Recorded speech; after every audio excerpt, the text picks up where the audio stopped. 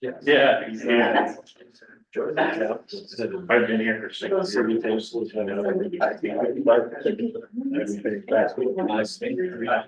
years. City. Just buying. Oh. That's right. That's right. Yeah. He's positive. I give him that. And, Hey, Jay. on the 26th, I'll be passing. Yeah.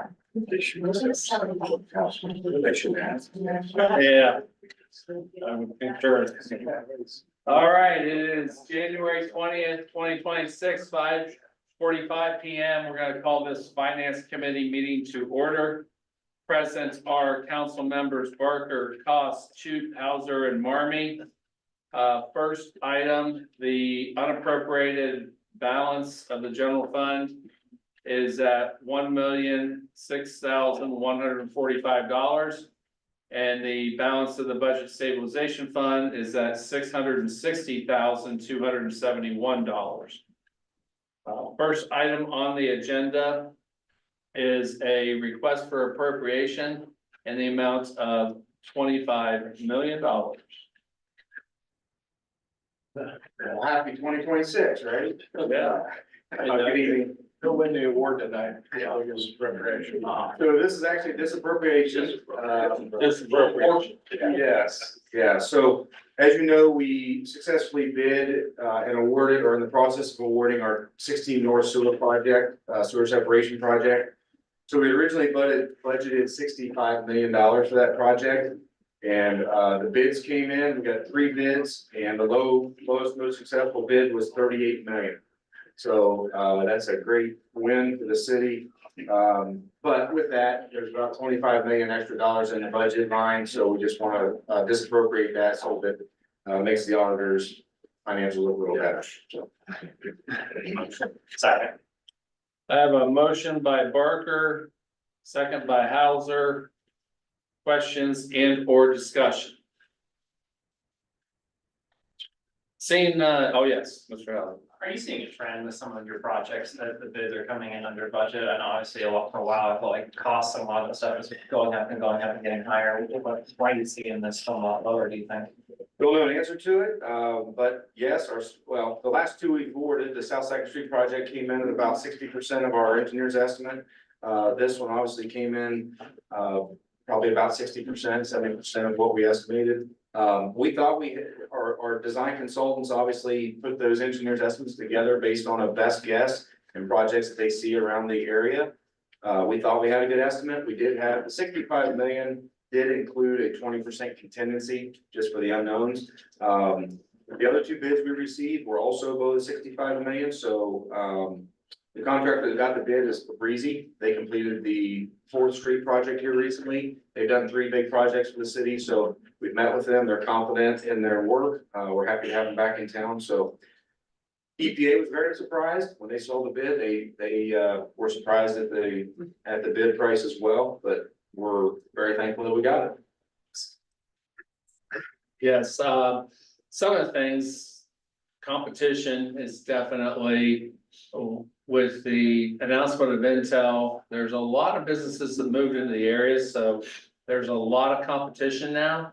So I think you're gonna see more competitive bidding because of that. And just some of those costs will be associated now. On the ones that supply and demand don't actually come into, because concrete, asphalt, anything like that, we're not gonna win that battle, so, but. So, Mr. Chairman, if I could just add, I was in the construction industry for a little bit, timing can make a difference. I mean, obviously, all these contractors are looking up for the next couple of years, and if they happen to have a gap, and timing is right, they'll grab it because they want it. And the same way, if someone's very busy, they'll say, well, we'll bid a little higher, and if we get it, we'll go ahead and do it, but we don't need it as bad as others. So there's a lot of parts and pieces to it, but having reviewed it, and Brandon does a great job, we're fairly confident they'll do a great job. They've got some areas, they're familiar with the area, the contractors that come in for outside work, you know, the first phase of everything is a little challenging to all of them until they learn Newark and do the logistics and the traffic and where they can lay down materials and things like that. And I would say, to be honest with you, we're good to work with. I'll be blunt and pat us on the back, and they enjoy working with that. So, you know, it was, one bid was over 50 million. So, you know, it's not, this wasn't typical. They all work the 30s and 40s, just being that. So, but good for that. So anyway, thank you. Yes, Is there lots of struggle to get materials? That's what we were going through all through COVID and all that. Absolutely, Is yeah. that lightened up some? Yeah, it's definitely lightened up. The lead times are way down, for pipe materials. As Mr. Marmy said, you know, concrete prices, asphalt, limestone, that stuff is still, higher than we would expected, but yeah, all the pipe and delivery times has definitely shortened back where realistic timeframes. very good. Any further discussion or questions? Seeing none, all those in favor, send us on full council signify by saying aye. Aye. Those opposed, same sign. That motion passes 5-0. Thank you. Thank you very much. With that, this finance committee meeting stands adjourned. Stuff in service.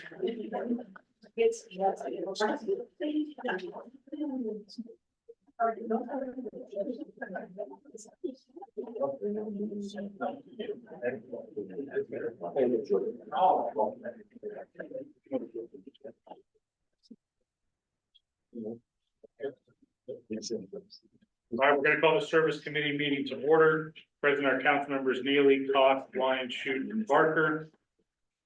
First up is we're gonna consider ordinance 25-49. An ordinance approving and authorizing the law director of the city of Newark or the law director's designee to take all necessary steps to annex the property being 1.998 acres, more or less, known as 3131 Horns Hill Road, is recorded in instrument number 202212270029997, 0.546 acres, more or less, located in the township of Newark as identified by instrument number 202409130016055, and 1.231 acres, more or less, located in the township of Newark as identified by auditor's parcel number 05829079600.000 pursuant to the Ohio Revised Code 709.16. This is very good. It's the auctioneer. It's the auctioneer in me. If you give me 5 minutes, I'll just start spinning numbers. Thank you. This is, these are two pieces of property that, the city of Newark owns that we would like to annex into the city of Newark. They're currently in the, Newark Township. 3131 Horns Hill Road is a property that the city acquired a year or so ago on the, west side of Horns Hill Road, south of Stewart Road. And then the, other parcel is strips of land, basically on the east side and on the south side of the intersection of Horns Hill Road and Waterworks Road that are now encompassed by the roundabout that we constructed there. So I annex these strips here, the entire roundabout will then be in the city of Newark. So they're working with Tricia and Jared Rose as outside attorney on this to get this through the process and Yeah, thank you. That's fine. I have to ask just for fun, will there be any more construction on that property? no construction on the roundabout property. I think there's probably a future construction at 3131 Horns Hill Road, but no plans for that yet. Okay, so you're saying the possibilities. I think there's always possibility. I know. Yes, so you don't have an identified possibility yet. I do not. Okay. Thank you. Mr. Marmy? It's a possibility that could be a location for safety services, a facility there on that side of the river, since the growing population out in that area. It's not anything in concrete, but it's one of those things where it's, you know, we need something out there possibly it's available. Okay, any other questions? Motion by Second. Neely, second by Line. Any other questions? All those in favor of saying this on the council, say aye. Aye. Any opposed, same sign. That passes 5-0. Thank you. And following up. Ordinance 2550, an ordinance to assume maintenance responsibility for the full width of Horns Hill Road from Wildflower Drive until Horns Hill Road exits the municipality's limits adjacent to the Trout Club, and to authorize the service director to enter into all necessary road maintenance agreements with the Licking County Board of Commissioners for the maintenance of Horns Hill Road. Yes, along with the annexation, there's typically road maintenance responsibility ordinance, and that's what this is. We worked with Jared Murray, the county engineer, on this. There are several pieces of Horns Hill Road in that segment that are under the county's jurisdiction. So it kind of goes city, then county, city, county, city, county. And it makes sense for us to take over the maintenance of that all the way from, as it says, Wildflower Drive on the south end up to the Newark Corp limit on the north side of the Trout Club property. So, and this is just a general question, maybe for the law director, since the entity that is the Trout Club no longer exists, and it's now Licking Springs Country Club, does that need to be adjusted in this? Yeah, this has been pending for a while, so Okay. we can make that now. Change. Okay. So we can amend that now? Yeah, sure, if Okay. you'd like to. Yeah, Or you I'll can make- simply put in an address of the property, probably be more official, the address would be more official. probably. Would you agree, Brian? Yeah. Yeah. Okay. I don't know it off the top of my head. 2250 Horns Hill Road. Mr. Chair, yes, we'll make a motion to amend that to 12, sorry. First, we need a motion to accept. You got that motion to accept? I have a motion by Neely, Second. second by Line. Now, Mr. Neely, you can make your. I would make a motion to change the verbiage from the Trout Club to the address of 2250 Horns Hill Road, Newark, Ohio 43855. Okay, second. First and second on the amendment, changing the wording from the Trout Club to 2250 Horns Hill Road, Newark, Ohio 43055. Is there any questions? All those in favor of the amendment, say aye. Aye. Any opposed?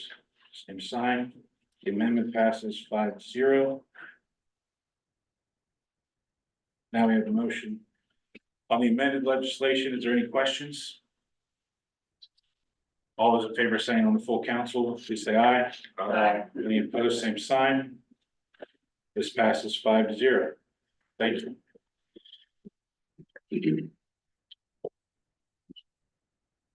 All right, up on number 3 here.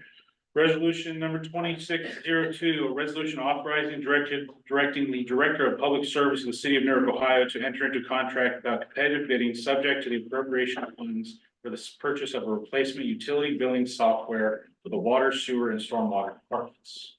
Mr. Fox. Good evening. So, I've talked about this a few times, but it's kind of coming to fruition now. So, requesting this legislation to replace our current utility billing software that was, purchased in 2006. So, the software we currently use, we maintain it on a server at Alpha Link. Our IT professionals maintain it there. The new software that we're recommending is a cloud-based system, so we no longer have to maintain that. But the current system will be no longer supported by Tyler. It's an Eden product by Tyler in 2027, so they're sunsetting the software. So we had to do something. So last year in July, we put out a request for proposals, soliciting vendors that would be interested in replacing our software. We received 11 submissions. And we had a review committee, from the water department, as well as the mayor was on it, and, thankfully the auditor's office, Jim Weiss was on that review committee as well. And, we reviewed all those, and we shortlisted down to 3. The shortlisted 3 actually presented and had an hour to present to the city, to our review committee. So that we could hopefully make an educated decision on this, because it is a 10 to 20 year commitment that we're looking to use this software. So, we shortlisted down to 2, and then those final 2 also came back and did a second presentation to us. And so out of those 2, we are recommending Spry Point. Spry Point has been around for almost 15 years, like 13 years. They're fairly new, but felt very comfortable with them. They basically, it's kind of a Cadillac. It's not the Mercedes. It's more of a Cadillac. And what we have now is a Pinto. So we're looking to upgrade significantly. Few things that we wanted to do. We wanted to improve our billing processes. Obviously, this takes care of our water, sewer, and stormwater billing and revenue collections. So this would make those processes more efficient. Reporting, the revenue reporting. So we collect about $25 million in revenue that's outside of the normal general fund. And so with that revenue, we have to do daily deposits into New World as part of that tracking. So this system would help automate that process. So it would directly link with New World and help automate those daily deposits. Backflow prevention. So when the city took over the backflow preventer program in around the city from the health department, we had about 500 or 600 backflow preventers. We're now managing about 2,500 backflows. So that process has gotten much more cumbersome than what it was when it started. So this system will automate and allow that process to work much more efficient. Certified plumbers will be able to automatically upload their backflow prevention test and pay that bill remotely when they're on site at a business. We'll no longer have paper copies going back and forth. So that process we think will be extremely more efficient. Service order generation. So for our field crews. So when we have a customer calls in and says they have a water leak, currently we print out a paper copy, give it to a service guy, and he goes out and turns the water off. This will be a remote system where our customer account reps will say, hey, 123 East Main Street has a leak. It'll automatically get reported to their phone or their tablet. We'll be able to be out in the field, go close that work order, complete it. And as soon as they close it, it'll update in our system that it's off. Same thing with terminal ones and all those kind of service order generation type things. Customer interface. So if you pay your bill or if you look at your account now through a current, as a water customer, it's not very good. So that process will improve significantly. Payment processes, you'll be able to use PayPal, Venmo, Zelle, whatever else is to come, as well as ACH and checks and debit cards. We'll also have credit card payments at our water office through this system. We have a lot of folks come in and want to do that. We don't have that ability currently. So also being able to see your history of your account. You know, if you go on your electric account now, you can probably look back over the last 12 or 18 months and see your history.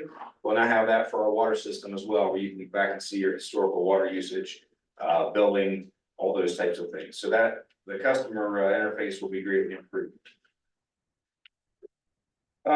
Customer notification system, another huge improvement that we're looking to roll out in this. So currently we don't have an adequate way to notify customers of water outages, construction updates, road closures, whatever those things might be.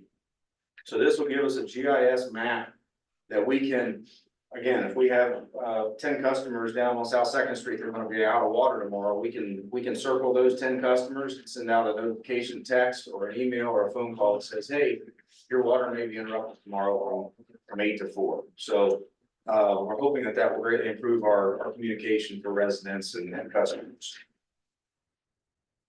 All this is great, but it does come at a cost. So as you can see, the cost is about $463,000 for the first upfront cost to buy to. I'm so sorry.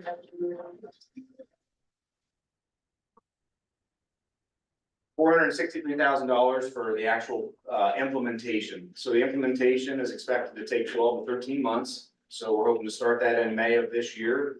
And it won't be actually fully implemented until early 2027. There's an annual service fee of $126,000. So that's going to be an annual fee forever that we pay. The initial upfront cost is just a single one-time fee for the implementation, the training of our staff, the archiving of our current data, all those things to get us to the new system. We do have budget for it. It's about double what I had actually budgeted, but I have scraped together some money that we're gonna be able to cover that cost this year and then obviously into the future. Credit card fees, want to mention that. So currently we absorb all credit card and debit card fees when a customer pays with those type of process. We're going to, that will go away and the customer will now absorb those costs. So if there's a 2% rate, you know, if you use American Express or whatever you use, customer will now absorb those costs. But that's we pay over $200,000 a year in customer credit card fees that I don't personally think we should be absorbing. So we are going to look to abandon that program. I think I covered it all. Happy to answer any questions. The cost, I did want to mention that, you know, $463,000 is significant, but out of the 11 vendors, it was from 46,000 to 1.7 million. So we're kind of in the middle. We're not the high, we're not the low. And on the annual fee, it was very similar, anywhere from 52,000 to about $220,000 a year. So our committees are very comfortable in this system. We hope that it's a 10 to 20 year commitment. That's what we're purchasing. They have an office in Pennsylvania, in Pittsburgh, so they are close. During the implementation process, they're going to be on site as well as remote opportunities. So happy to answer any questions on that. Brandon, so just want to clarify, year one is actually 589,000, Correct. okay, so. That is not a day one cost. We will pay those fees as milestones are met. So there's about 12 milestones that they'll meet. After they do the first phase of the data analysis, we'll pay a portion, and that's all laid out in a, you know, we have a master services agreement that we'll agree with them. Got it. But it's on. But yeah, the first year is the initial fee plus the service fee. Right, Yeah, I just want to make sure I understood that, so. Any questions? Will there be any security upgrades needed? Because this, well, personally, they was huge. And so where are we with that? I'm not an IT guy, but they tell me that all of the security needs are met. Basically, all they will need from the IT part is a secure link between the IP, whatever the IP address is that the city will use, connected to their cloud-based system. Okay. And then from there, that's a one-way communication, I guess. Again, I'm not an IT. No, that was by my any means, question. but, they were very upfront with that they feel very secure. And most softwares now are cloud-based. Any software you use, in a New World, for example, so it's not uncommon. And that's a big win. I mean, when you house it yourself, the data, that's where the big cost. On the server side, and I can tell you Links ahead of that. So cloud-based gives some advantages. We are very secure now, but we took steps. I would tell you, we took steps long before the big city west of us for security across that. So actually, the committee was 6 people from a variety of backgrounds, if I want to call it that, literally, you know, mostly within the water department, and I think they did a wonderful job of researching this. Kudos to Brandon and his team. It's, you know, the final people we met with a couple times, because, you know, the whole process takes months, and then so you bring them back at the end, and because things pop up again. I would tell you that a lot, it was based on back office efficiencies, because that's dollar savings. Yeah. It's also good for the employees to have good tools to work with to do what they need to do. So while their costs are there, the less costly softwares didn't offer some of those advantages, that we'd still be labor intensive on a few things. And then also very important on the customer side for our water customers that they, you know, friendly software, people tend to pay more, as crazy as that is. Pay more if it's easy and quick, they can go in as a guest, they don't have to set an account up, I mean, so I wore a lot of that hat through the process a little bit, not knowing all the back office. And so Brandon and Andrea and stuff were from the inside, and there are a couple people, and Jim was thinking from the accounting side, and we had dollars similar to this when we brought the accounting software on, I would say, several years back, New World, so it's just what software costs. But usually, what you don't wanna do is save money, and then down the road, guys, this is a pain in the butt, and I wish we had done something different, so. Very professional company, and we would look forward to having a good arrangement with. I think it'll be a good long-term relationship. Motion. I have a motion by Neely, Second. Second by Blind. Is there any other discussion? Any other questions, Mr. Martin? Yeah, just a couple questions. You mentioned the efficiencies. So is this gonna, help in possibly, restructuring your workforce and possibly eliminating a position if we have that much inefficiencies? It's not our current plan, no. The second one is, what are we saving anything else as far as, like the ability to possibly move the majority of these accounts to paperless? Things like that. What kind of efficiencies does it give us there? What kind of cost savings was calculated on that? Yeah, we're hoping, I think we're about 50% of electronic billing now. That's one of our, I would love to have 100% people that I could text an email or email a bill to. We're hoping we can continue to increase that. One of the luxuries of this is it has the ability to send notices to customers, not just wait till they're past due, and then they get another paper copy that we have to mail out that costs us 76 cents. So they can get a text that cost us like 2.5 cents, and it'll say, hey, you have 7 days prior to your bill being due. Hey, your bill is due tomorrow, and they'll be able to click on that text or that email and pay their bill immediately through that process. So we're hoping that we can, truck runs, every time I run the truck out for an hour, that's costing me $200. Every time we have service orders and they have all those shut offs, those things cost us money. And a lot of what we do now is paper. So that paper, the amount of labor that it takes to send a paper copy out is not just 76 cents for that. I'm printing it, I'm mailing it, I'm taping it. And so those, yeah, we definitely took into account a lot of efficiencies. From a staffing standpoint, our staff is, come over and sit in my water office for a day. You'll see how busy they are. So any of those efficiencies that we're trying to accommodate, not looking to reduce staff, just looking to try to figure out better ways to make their processes more efficient. Like I said, the backflow, I have one full-time person that about 90% of her job is all backflow compliance. If I can take 70% of that away, that frees her up to do billing, to do other things that are customer service oriented. So not looking to reduce staff at this time. That was not part of the discussion, but just trying to make what we do more efficient. We do a lot of paper pushing, right? It's very inefficient. Which is also costly. Then my final question is along the lines of the data. So did they come up or did they present a plan that if a data breach, and it's not necessarily anymore, companies don't say if a data breach, when a data breach happens, who's responsible for it and what's their action plan? Did they present what that action plan would be? Not really, Doug. That's a big thing these days with the amount of credit card information, and all that, who's accountable for that? Yeah, it wasn't, we can discuss that.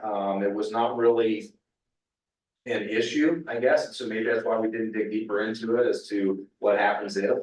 We definitely ought to have that conversation with them during the implementation or prior to the implementation standard.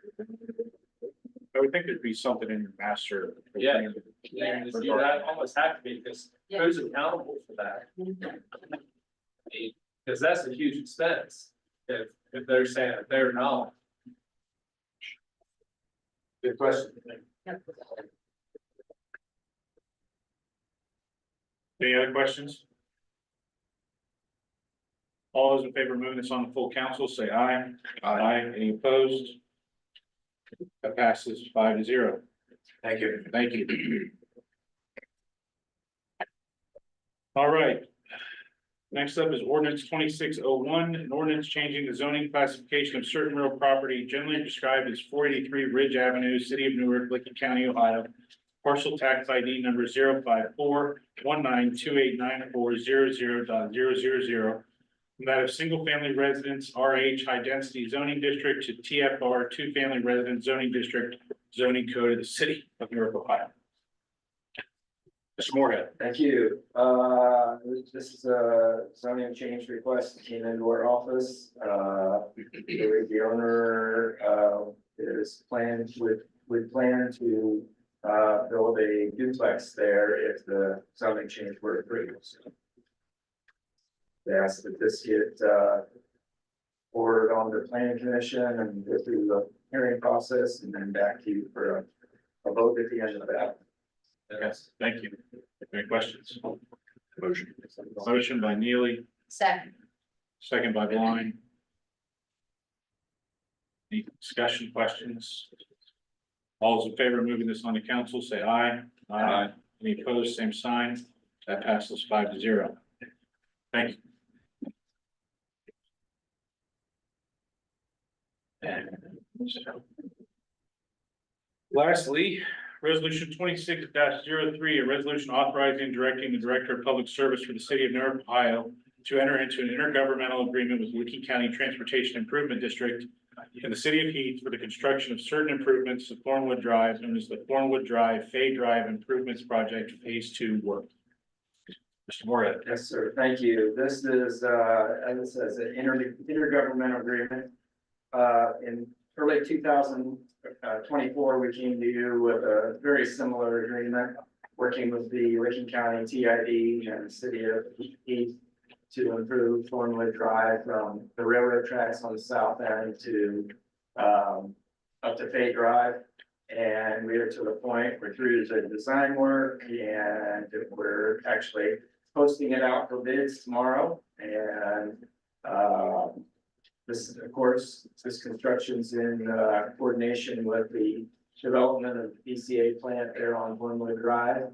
And the idea is that we'd like to get under construction at the beginning of April, be completed before the end of the year, and have access into the PCA plant in about July when they plan to start manufacturing there. So this agreement, again, the lion's share of the funding comes through the Licking County TID from the governor's budget, and that's $4 million towards the project. And then the other funding sources, the grant funding sources and other funding sources that we've assembled, this kind of calls all that out and explains how the process is going to go. So I just want to confirm, we, in this agreement, we've committed to provide $3 million, correct? Yes. We have a little over $3 million on deposit that came from the Heath, Newark, Licking County Port Authority. They have a program whereby some of the income tax money used for major improvements that some of these developers have done can get channeled back into infrastructure. And in at the end of 2024, they deposited $1.5 million with us for the Thornwood corridor, and late last year another 1.9. So it's going to be our kind of our cash contribution towards the project. Any questions? Motion. Second. Motion by Neely, second by Blind. Any questions from the committee? Questions from the audience? All those in favor, send this on the full council, say aye. Aye. Any opposed, same sign. That motion passes 5-0. Thank you, Director. Thank you. And with that, the service committee stands adjourned. Full council will start at 7 o'clock. Thank you.